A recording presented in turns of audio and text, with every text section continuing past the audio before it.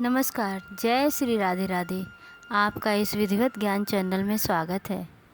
आज हम आपको निर्जला एकादशी से जुड़ी कुछ बातें बताएंगे कि निर्जला एकादशी का नाम भीमसेनी एकादशी भी क्यों पड़ा। एक समय की बात है, हस्तिनापुर में वेद व्यास जी आए। वहाँ उनका स्वागत सत्कार बहुत अच्छे ढंग से हुआ।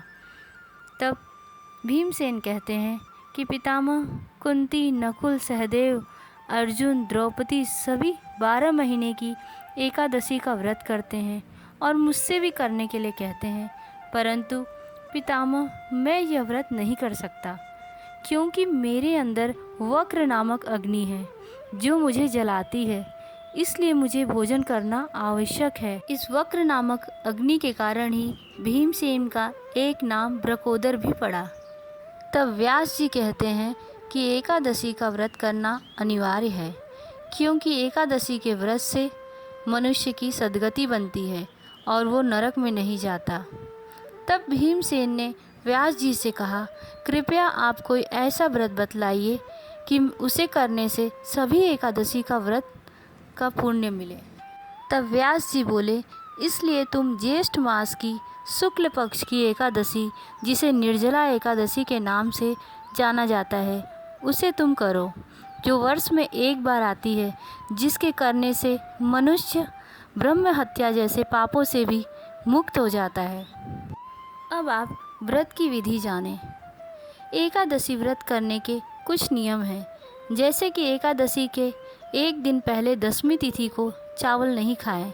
उसके पश्चात एकादशी के दिन मनुष्य को ब्रह्म मुहूर्त में उठकर स्नान आदि करके संकल्प लेना चाहिए कि मैं आपका निर्जला एकादशी व्रत कर रहा हूँ।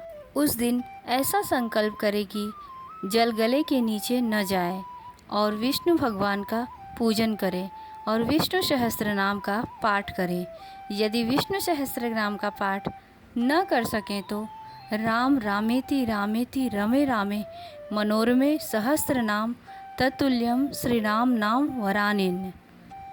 इस मंत्र का 108 बार जाप कर लें। एकादशी के दिन लकड़ी की दातून या पेस्ट का उपयोग न करें। एक दिन पहले रात्रि में ही दातून या पेस्ट कर लें। दूसरे दिन नींबू या जामुन के पत्ते लेकर चबा लें, लेकिन जो ज़मीन पर पत्ते गिरे हों वह नहीं होने चाहिए।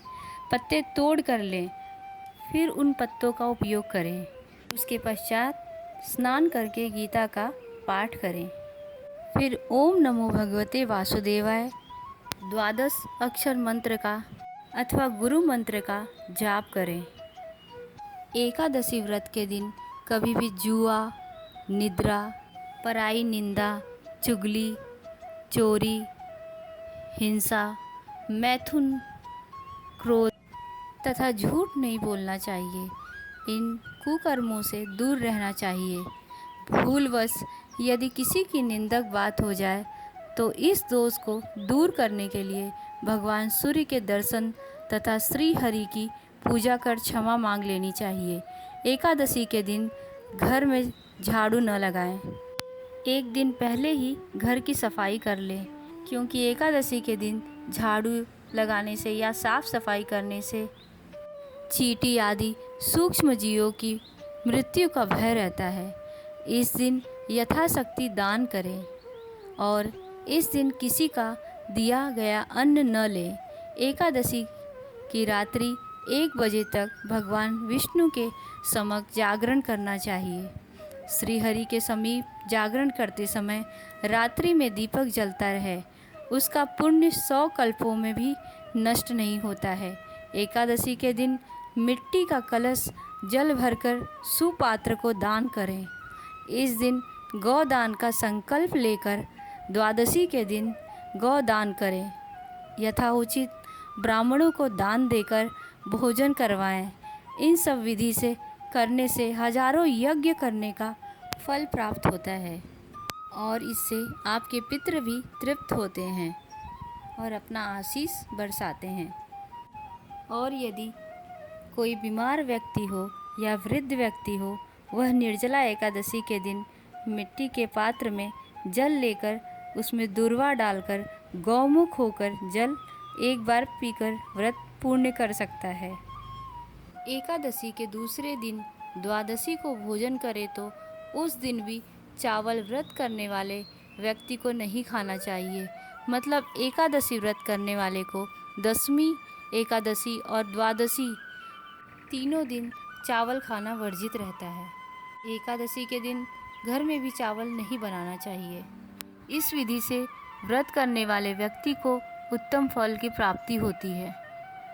आपको हमारी यह जानकारी अच्छी लगी है तो कृपया हमारे इस चैनल को लाइक, शेयर और सब्सक्राइब करना न भूलें। धन्यवाद। जय श्री राधे राधे।